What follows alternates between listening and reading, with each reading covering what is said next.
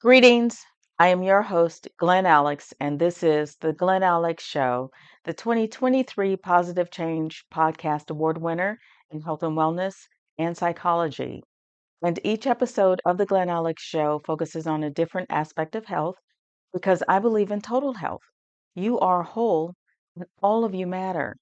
And I am on a mission to help you be joyful, connected, confident, and complete. The life experience I call wealth, WELLTH, which is health plus other riches.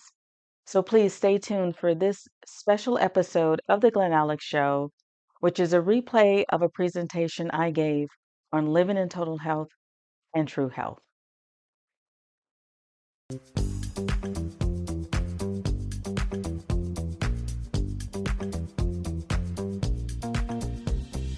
Welcome to the Glen Alex Show,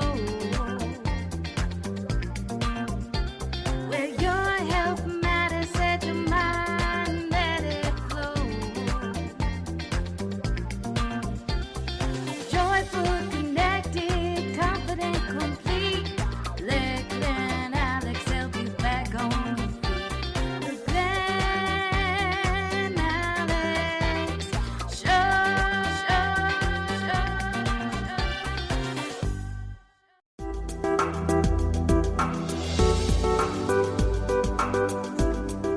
Good evening, everyone. Thank you so much for being here. I really appreciate your presence and the opportunity to present on True Health. I am Glen Alex. As Nikki said, licensed clinical social worker. With my life's work being about health, I've kind of went into different careers to express my interest in health. And right now, I am a 2023 Marquee Who and Who inductee. My podcast, The Glen Alex Show, won the 2023 Positive Change Podcast Awards for health and wellness and psychology. Living in Total Health has won 3 awards in health and wellness, body, mind, and spirit, and health. True health. For me, true health is about total health and you. Far too much we focus only on diet and exercise. We are so much more than that. We are dynamic creatures. We are whole. We have physical, mental, emotional, and spiritual aspects that all impact health. So if we only focus on those 2 limited measures, then we're not going to achieve true health, because we are more than that, more than shape and size, more than what the scale says, more than what the measuring tape says. And true health also involves you. Your individuality matters. Your personality, your finances, your work schedule, your family situation, your interests, your goals. Those all factor into health, because if health is not one size fits all. Raise your hand if you can fit these socks. What? If you can fit these socks. What body part? Good question. Maybe my hand. On your feet. Let's start with your feet. Yeah. Okay. Probably. Well, if one size fit all, then everyone should have raised their hands. Because these are one size fits all for ladies. So there's no one size fits all approach. So your individuality does matter. So if you account for your wholeness and your uniqueness, then you can be wealthy. Okay? I want you to be joyful, connected, confident, and complete. And that is the life experience I call wealth, WELLTH, which is health plus other riches. I want to start by sharing the darkest period of my life, because it demonstrates how the different elements of total health are impactful. And I was fit. I was very physically fit, yet I was very far away from true health. In 2009, one of my favorite cousins passed away. She had battled with lupus, which caused kidney failure for decades. And she was only 5 days older than me. 9 months later, my mother passed suddenly after she failed to thrive after having major surgery. She was 80. And because of things that happened in my family at that time, I was estranged from my family for nearly 2 years. January 2013, a sister-in-law, she arrested and died alone at home. She was 58. And then in July of 2013, July 5th at 12:08 a.m., my brother Kenny succumbed to prostate cancer, holding my hand. He had just turned 51 on July 4th. Now, the other deaths I could kind of make some sense of. I couldn't wrap my head about why Kenny died. Productive member of society, family man, wife, 2 kids, and he was gone. And the day after his funeral, I had a charity event, an annual charity event that I couldn't miss. So after his repast, I get up at 4 o'clock in the morning, catch a flight to go home because I couldn't miss that. So I had to soldier on. Fast forward to November of 2013, I had another charity event. I did 3 or 4 charity events at that time. And so this was a dinner on the first Saturday in November of 2013. And we did a tribute to Kenny as Christy sang Amazing Grace a cappella. It was beautiful. It was moving. And made it through the rest of that night. The next day, I woke up and I was 500 pounds heavier and I was emotionally flat. As the days passed, I knew it was not fatigue. Even though I wore many hats at that time, I worked 6-7 days a week, volunteering, and had my businesses going, I knew it was depression. It was depression. And my intense sadness gave way to depression. Unresolved grief can easily evolve into depression. So I'm thinking, Kenny died. Why did Kenny die? So why should I care? I stopped caring. I stopped taking care of myself. I stopped socializing. I stopped crying. I even stopped making new plans because I really thought I would be dead by summer of 2014. I wasn't suicidal. I just hoped God would have mercy and take me. And so emotions are very impactful on our physical and overall health.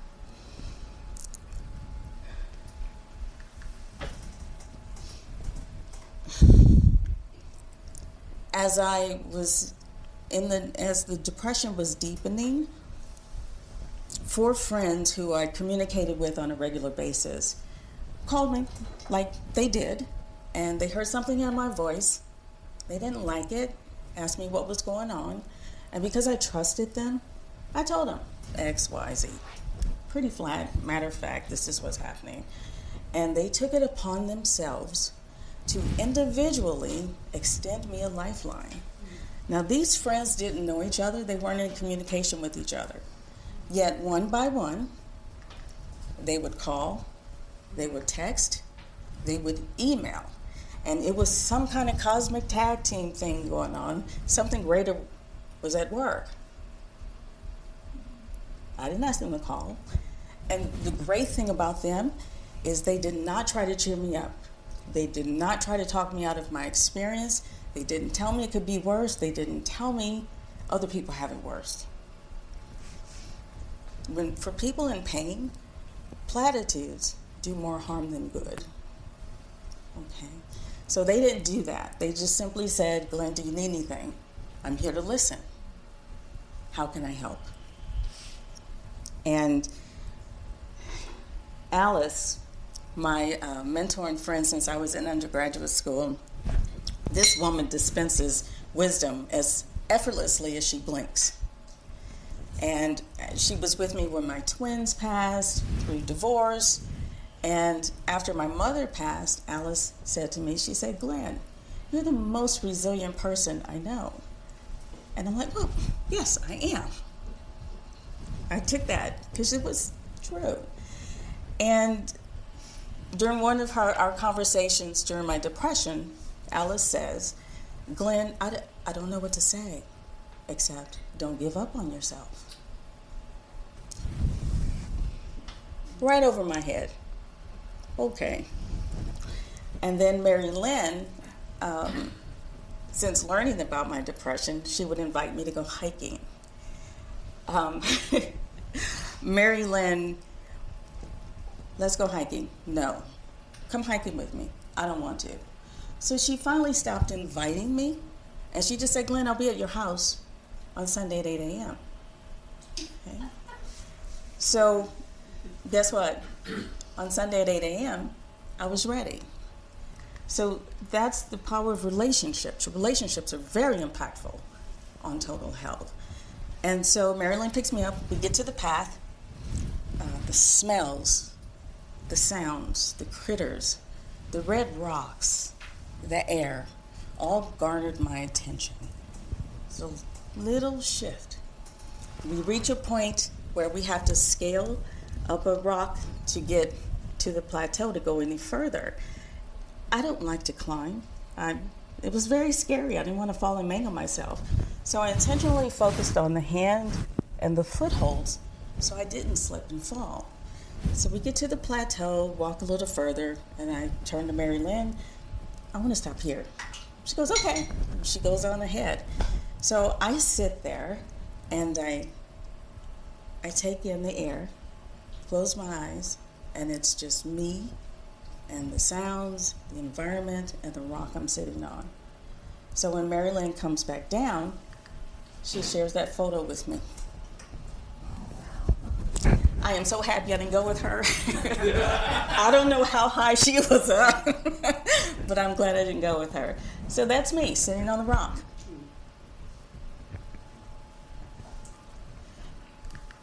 That's the power of being present and physically active. Depression and anxiety seem to dissipate when you're engaged in either or both. So that was Mary Lynn. Now, a few weeks after the hiking, I had another charity event. Now, while I stopped making new plans, I kept my commitments that were already in motion before the depression set in. I didn't want to keep them, I kept them. And so this was another annual event around the end of January of 2014. And they forced me to take this picture. I did not want to take it. And when I look at it, I see pain and sadness. And I like it as a reminder of where I was, to be mindful to take better care of myself so I don't get there again. So after this event, I really wanted to cancel the next commitment I had, which was in March of 2014. As a massage therapist, I worked with the professional women's tennis players at Indian Wells in Indian Wells, California. And so after this event, I wrestled with, I don't want to go, but you booked a condo. I don't want to go. They can't find a replacement. I don't want to go. You signed a contract.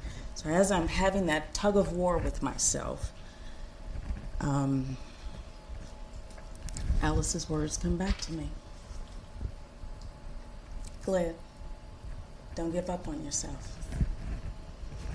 And it was in that moment that I realized I had. And it broke my heart. I love life. I love breathing. I love laughter. I love creating. I love authentic connection. I gave up on my ability to cope. I gave up on my resilience. And to realize that was excruciating. Yet it was the turning point. You see, healing requires the courage to face the negative identity that gets imprinted during trauma and pain.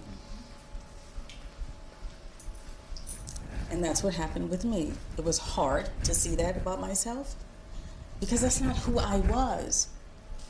I'm not the kind of person to give up. I disconnected from my personal truth, who I am at my core, who my beliefs and values rely on to walk through this life. So I ended up going to Indian Wells because that was the turning point. And in Indian Wells, I had conversations with Grand Slam champion Lisa Huber. She introduced me to USANA, a supplement nutrition company out of Salt Lake. And Liesl and Venus Williams were instrumental in bringing supplements to the professional tour to help players with recovery and the nutritional deficits they sometimes face because of travel and other things. And so USANA it was founded in 1992 by Dr. Myron Wentz. Dr. Wentz owned Golf Labs in the 70s, and he created the test for Epstein-Barr. And so he used that money to open up USANA because he wanted to help other people be healthy at the cellular level. And so looking through their products, I said, if I'm going to heal, I need to start physically. I need to undo the damage I did during the Depression because I ate and drank whatever I want, whenever I wanted to. I was physically ill, had headaches, I was nervous the whole time, and had more GI upset. And so I said, okay, I need to cleanse, I need to detox, and just reset. So I did it. It was 5 days of low glycemic bars and shakes, vegetables, clear liquids, and supplements. So I made it through the 5 days, immediately saw the results. I was lighter, had more energetic, more mentally clear, things started working better in my body, and I lost 3 pounds. Now, 3 pounds for me is a big deal. It is a big deal. My metabolism is so slow. I can run a marathon and only burn 100 calories. Some of you burned 100 calories walking in from the parking lot, and I am so jealous. So the 3 pounds was a bonus, though that was not the intent of doing the cleanse. So what do we do when something happens in our lives these days? Facebook. I posted immediately after the cleanse, and then I posted a follow-up because I had sustained benefits. I gave up junk food, I gave up processed meats, which I love, sausage and hot dogs, and cheese. Cheese was my favorite food. I lost my desire. So I was able to, I didn't even need to resist those things. I just didn't want them anymore. And I had sustained weight loss. So some of the responses I got were, good job, congratulations, bravo Glen, eat whole foods and get your body back. Does that strike anybody funny?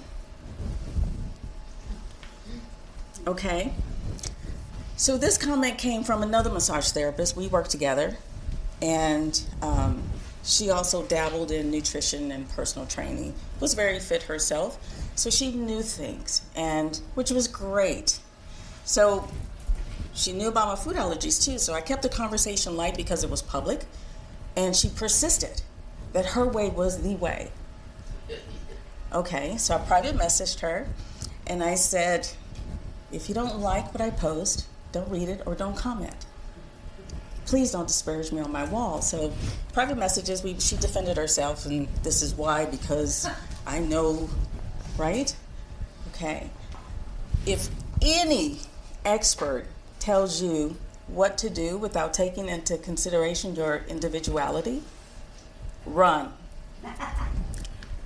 So this was my last response to her. She never asked what my goals were, what the intent was, desire, food, anything. She never asked about me, the individual.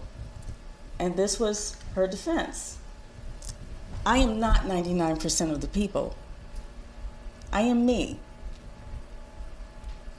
So she was acting out of her past, out of her archive, and then trying to impose that on me. And when I saw this post, I'm like, okay, that's her stuff.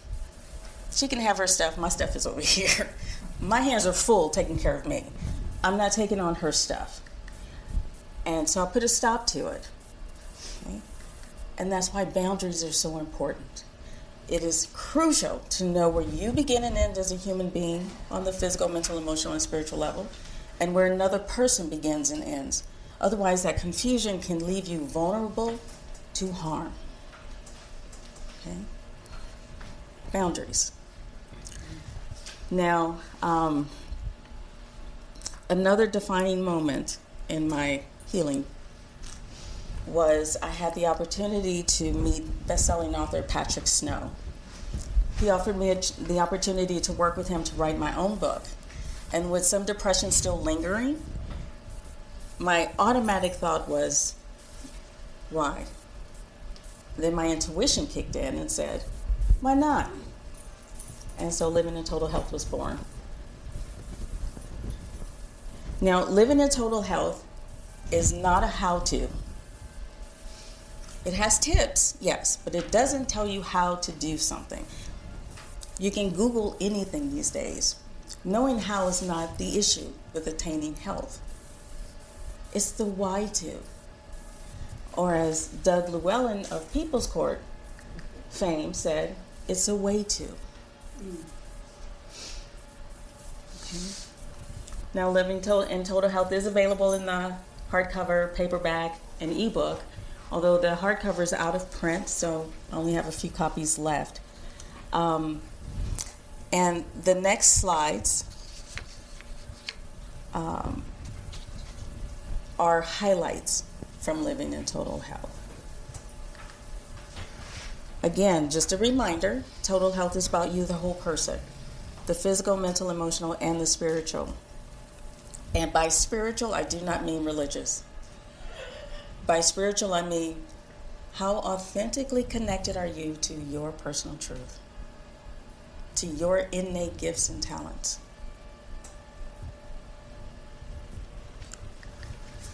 So as you size up your health, whether it's a small, large, extra large, 46, 52, whatever that is, keep in mind, one size does not fit all. Okay?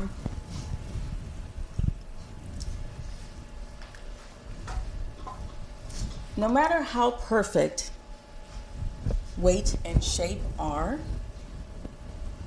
they are no indication of what's happening on the inside of the body. Diagnostics are. My sister-in-law was slender, nice physique. She died of a heart attack. My brother was big guy, athletic, active. You couldn't tell cancer was growing inside of him by looking at him. So I encourage, if you're going to start your journey or even want to improve your journey, get those diagnostics. I wouldn't know I had food allergies without the diagnostics. So to know where you are on that scale and what adjustments to make that fit you individually, specifically, get the diagnostics and start there.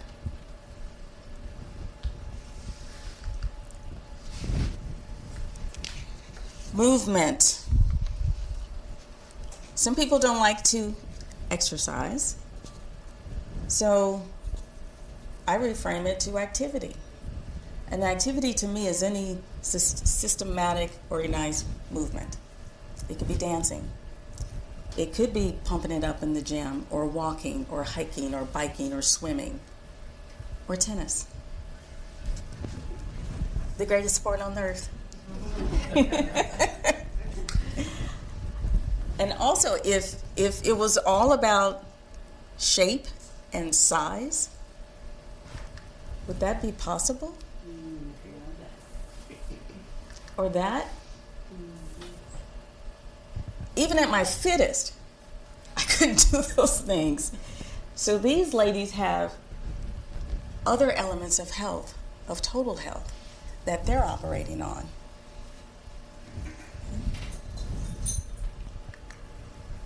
Of course, nutrition matters. Nutrition is important. And for those of you who can tolerate whole foods, bless you. If you can metabolize whole foods properly, I'm happy for you. I'm jealous, and I'm happy for you. I can't. I have food allergies and a digestive, 3 or 4 digestive conditions. I can't keep up anymore. So if I were to eat whole foods like she said, then I would create more suffering for myself. And I've done enough for that. Okay. So if you can eat whole foods, great. If you can't, it's important to know that so you can make your individual adjustments. And even if you have a GI condition, the whole foods, and you're not allergic to them, the whole foods can still be problematic. My gastroenterologist told me to stay away from roughage and raw vegetables. So that eliminates her diet altogether, you know. So again, if an expert tells you what to do and they don't take into account your individual needs, run. Oh, sleep. Sleep is good. Deep, restorative sleep is amazing. Is amazing. Sleep deficits are associated with neurological disorders like Alzheimer's and Parkinson's. Sleep deficits inhibit weight gain and inhibit weight loss and promote weight gain. Also promotes inflammation, which can add weight too. Sleep deficits and sleep disorders are often misdiagnosed as ADHD in adults and children. Think about it. When you are tired and fatigued, do you think clearly? Can you focus? Can you remember? If you can't focus, you can't record. If you can't record, you can't recall. Okay. And are you fidgety or a little restless when you're tired? Yes. Looks like ADHD. Okay. Sleep deficits also interfere with your body's natural healing properties. Okay. So how much sleep do you need? 4 hours? 7 hours? 10 hours? 8 hours? Okay. What are you doing to promote getting adequate sleep? Exercise, not eating Okay. Okay. Sorry. My bias is going to show now, just FYI. I think massage is one of the best things on earth. It promotes good sleep and relaxation. It reduces muscular and joint pain, and it just works on a whole host of conditions. Dr. Tiffany Field at the University of Miami has studied the effects of massage therapy for about 30 years. And she said it had a positive effect on everything she studied. The CDC has even listed massage therapy on its recommendations for alternatives to medicine for chronic pain. Okay. Therapeutic massage by a trained and licensed professional is very beneficial for overall health. Emotional intelligence. It's much, much more than anger management. I conceptualize our emotional experiences as layered like the ocean. Too many people get stuck in the feelings, the physical sensations that are accompanied by the emotion. The physical sensations are designed to get your attention, that you're having an emotional experience, so you can pay attention to that experience and see if there's some decisions you need to make. But most people stop there. I worked in domestic violence on both sides, with male batterers, with female batterers, and with the female victims. And all of them stop at the feelings. I feel this way, so I punched her because I was angry. I made him mad, that's why he hit me. Okay? That's not enough to stop there. So I have a client who, 20-something, she lives at home with her parents, and every time she's around her father, she just gets a knot in her stomach, she gets hot. And those are her physical sensations for anger. And so as we unpacked it, just figured out that she was angry with him. And she was angry with him because they didn't have the relationship she wanted. She couldn't understand why he was distant and aloof. And she took it as a sign of her that she was unworthy. Something was wrong with her. That's why her father didn't want to be bothered with her. So as we worked through it and unpacked it, she recognized that that was his stuff. That's who he was. And it had nothing to do with her self-worth. And so she just came to the decision that, okay, I accept the way things are. And so she stopped longing for her father to be different. And she grieved the loss of her hope for a different father. And she was able to move on. So emotions are huge, hugely impactful in health.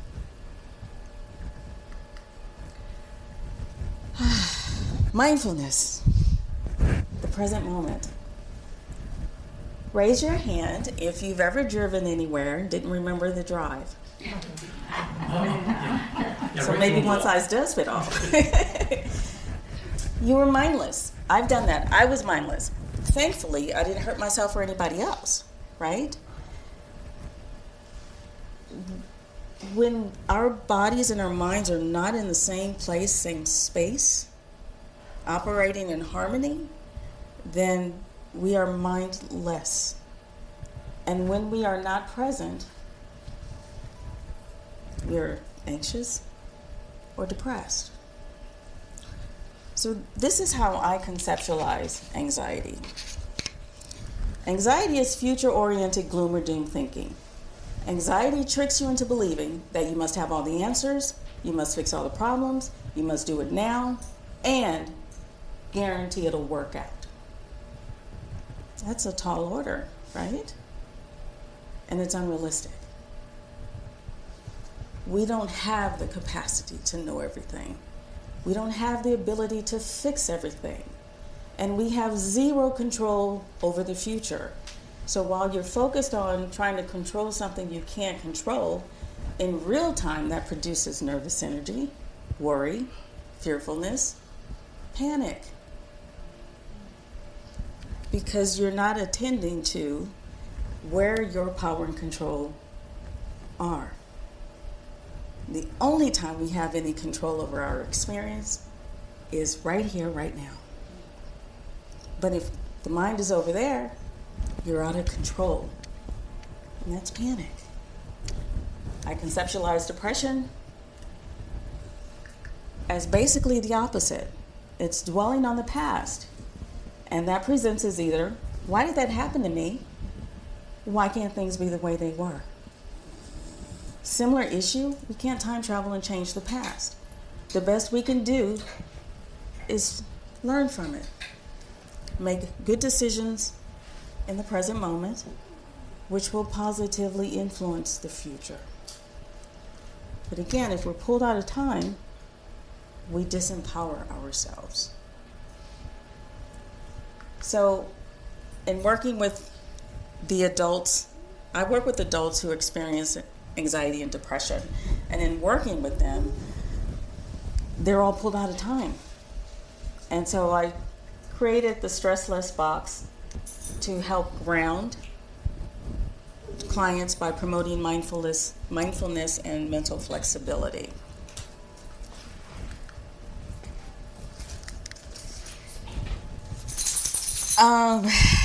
Relationships.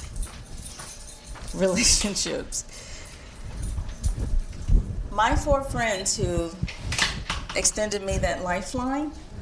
I am happy to be the average of them. I'm very happy to be the average of them. But I will add to Jim's quote, you're the average of the 5 people you voluntarily spend the most time with. You don't always have a say over your coworkers. You don't have a say over who your supervisors are. So if you're working, then you spend a lot of time with those people, right?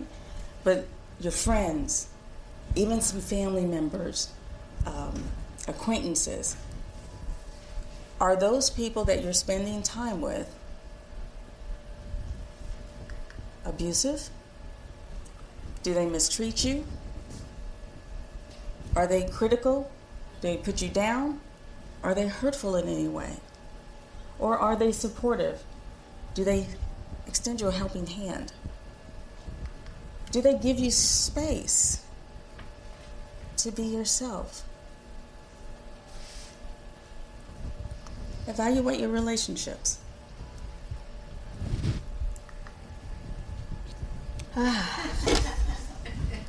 When it comes to thinking, it is the thought that counts. However, I recommend that you don't believe everything you think. Because most of it is distorted. Cognitive distortions are how we twist reality with our thoughts to fit what we believe and want, rather than aligning with reality, with the way things are. Now, these are some of the most common cognitive distortions that I come across with clients, even though there are more. These are the most common ones that I work with. All or nothing. Black or white. Right or wrong. Always, never. Good, bad. You have no choice. If you don't fit in one category, then you automatically go to the other. How restrictive is that? Okay. The reality is humanity is mostly gray. There's a lot of gray in there that you miss, and you miss your opportunities, you miss your possibilities by holding on to either or. Okay. Well, when you make assumptions and jump to conclusions, I hope you make it to the other side. Nobody in this room makes assumptions, right? Are your assumptions usually positive? No. Are they usually right? No. Because they're distorted. I'm not talking about intuition, I'm talking about assumptions.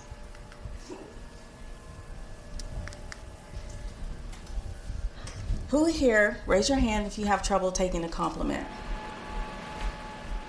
Oh, she's forcing my hand. Depends on the compliment. Okay? Disqualifying the positive. You refuse to see the good in you and other things. Okay? I have a client who, she does what her church elders ask her to do in volunteering.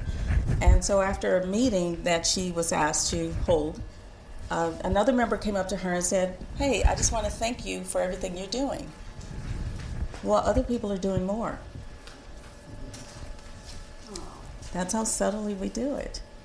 Or, "You look nice today." This whole thing. Okay? Disqualifying the positive is blinders. Self-esteem and self-confidence require the acknowledgement of your small wins. They're the accumulation of small wins. If you don't acknowledge those small wins, you're not going to feel good about yourself.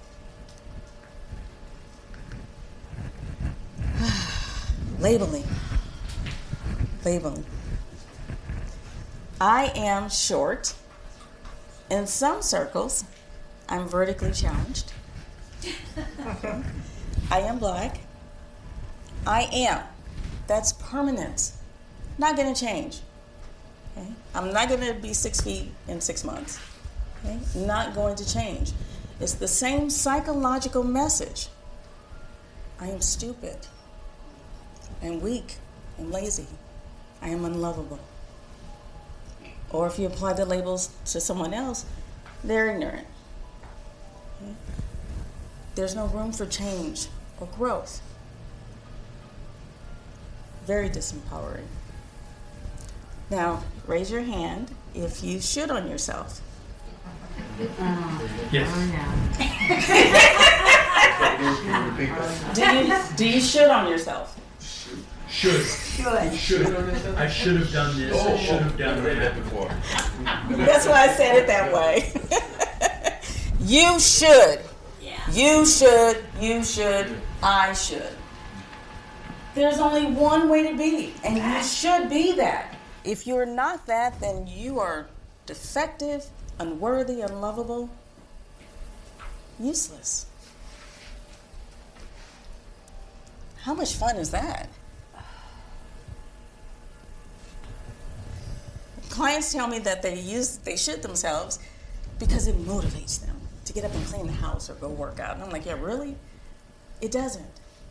It creates internal rebellion.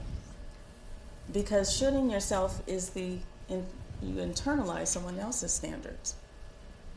Now, those standards may not align with your personal truth, may not resonate with you, may not be what you want, yet you're trying to force yourself to be something you're not. I'm going to go eat whole foods because that's healthy, right? So when it comes to thinking, don't believe everything you think. Thoughts are not facts and often are not representative of reality. Okay. Stress. We all know what chronic and uncontrolled stress can do to the mind and to the body. Stress is demand that is placed on your personal resources, your time, your energy, your attention, your finances, etc. Those demands can be external, traffic, due dates, or they can be internal, the distorted thinking, the shoulds. How well you manage and balance the other elements of health determines your stress levels. If you can keep stress at bay, how you manage it when it's present, and how quickly you recover from it depends on those other elements. Sometimes you might just need a friend to talk to.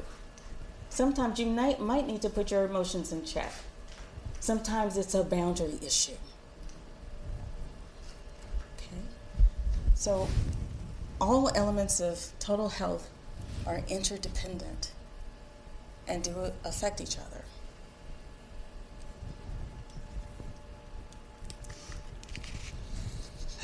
Boundaries, my favorite topic. Boundaries are much more than just saying no. Boundaries are collectively your innate alarm system monitored by your intuition, and that is defined by your line in the sand. What's over there on this side of the line is okay. That's acceptable behavior to me. What's on this side is not. It's very important to be clear about where your line in the sand is and with whom and when. I worked with a couple for 6 months before I knew they were married. The only thing that clued me off was that they had the same weird last name. It had like 12 letters in it. So I finally asked them one someday, and they go, yeah, they're married. This couple, their boundaries were so good. There was no affection. There were no terms of endearment. And sometimes in meetings they sat next to each other, sometimes they didn't, just like everybody else.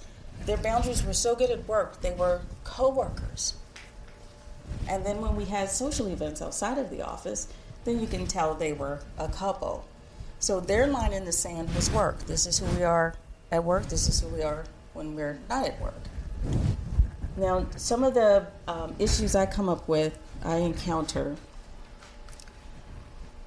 with clients is into what? Who here is Mr. Red Flag? That was your intuition saying, hey, something's off. This person's weird. They're dangerous. Pay attention. We dismiss it. We overlook it. We rationalize it. Oh, I'm just being too hard. Or they had a bad day. Okay? Your intuition is very powerful, very useful. Every time I follow my intuition, it's turned out well. No is not enough. Now, again, some people think that boundaries are only about uttering the word no. It's not. And for those who are comfortable saying no, still isn't enough, especially when you get the pushback. Okay? No is not enough. Have you ever met someone and in the first 5 minutes, you knew everything about them? Their children, their parents, where they came from, their job, blah, blah, blah, blah, blah, blah, blah, blah, blah, blah. Oversharing, not you. Okay. A lot of things I don't know about you yet. Is it's inappropriate. No one needs to know that much about you, especially that soon. And oversharing gives abusers and takers the information they need to use against you, to manipulate you, to hurt you, to take from you. Okay? Over-yesing.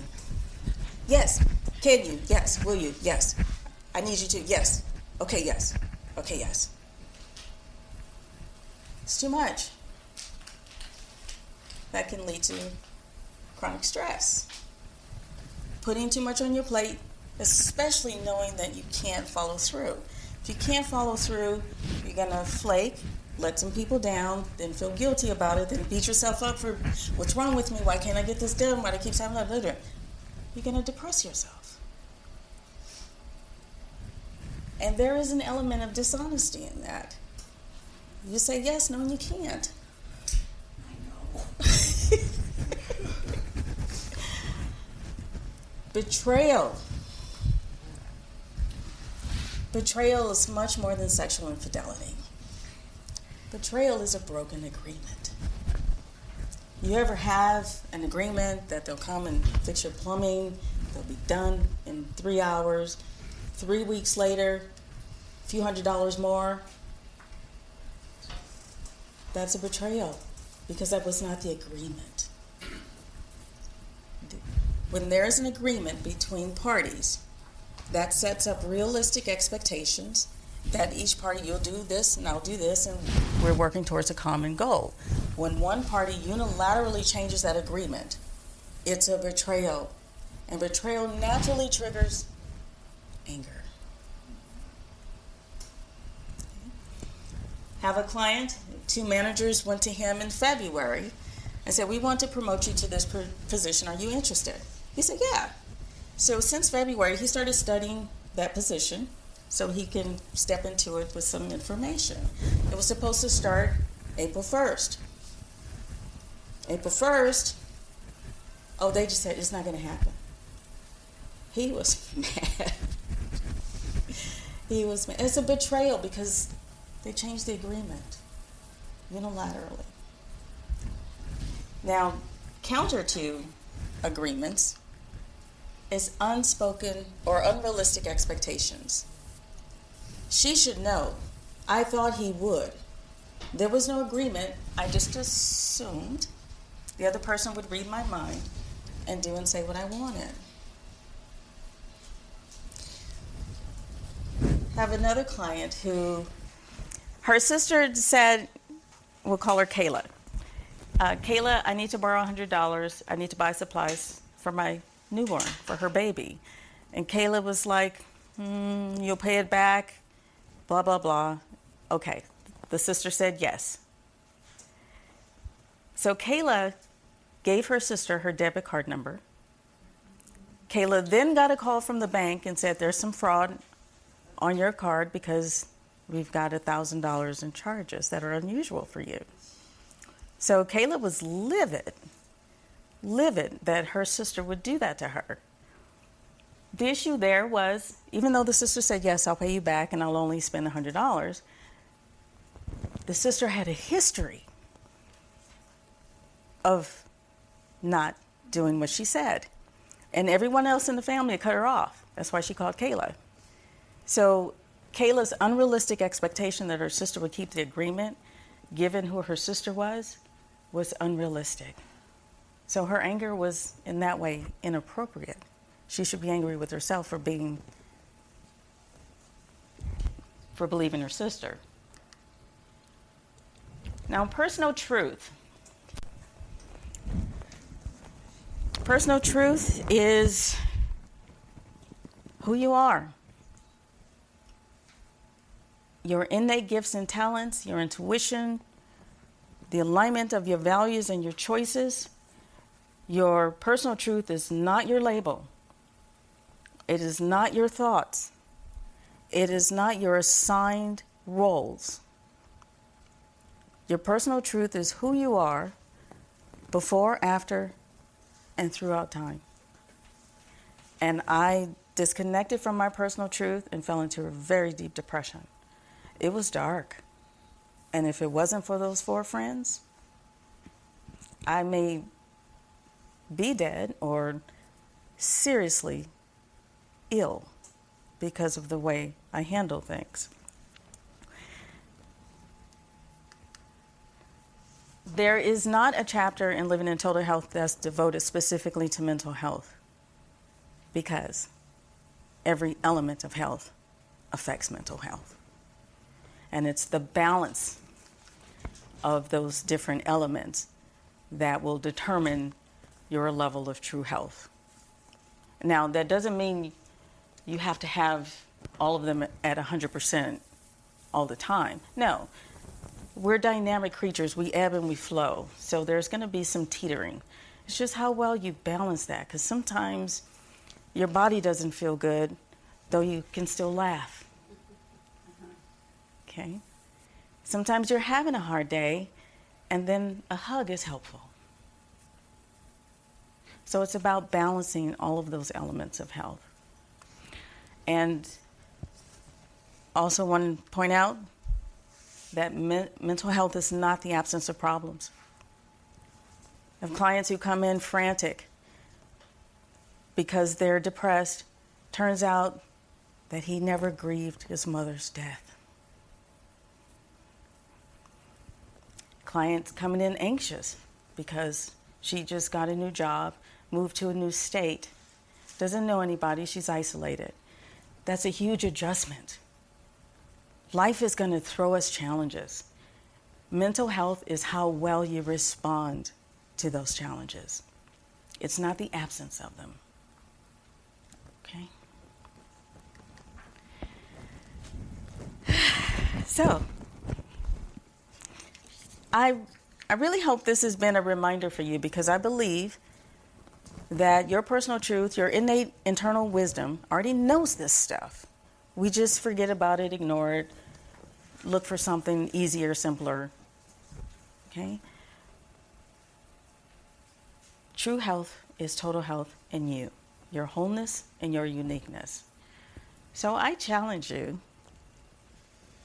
to evaluate which elements that you can strengthen and help that balancing act that we have to deal with day in and day out.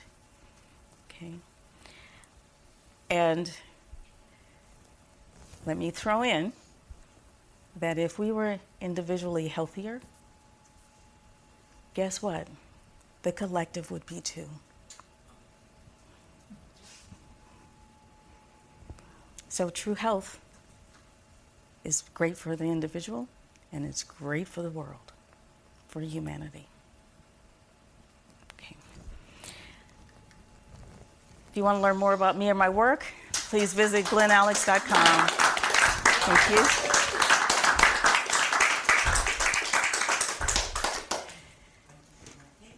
you. You're welcome. Very well done. Great presentation. Thank you. I have a question. Okay. What is the stress less box? The stress less box if you're having issues, you can turn your tissue box into the stress less box.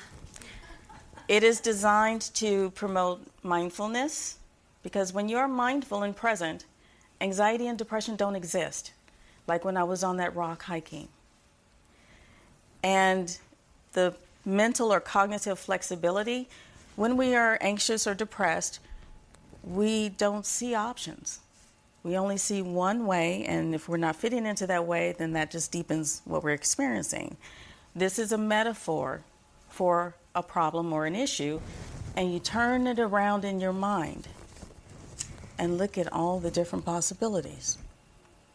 So I created this for therapists, but individuals can have it as well. It's nice and to sit on your desk and to pick up when you're having some difficulty or struggles.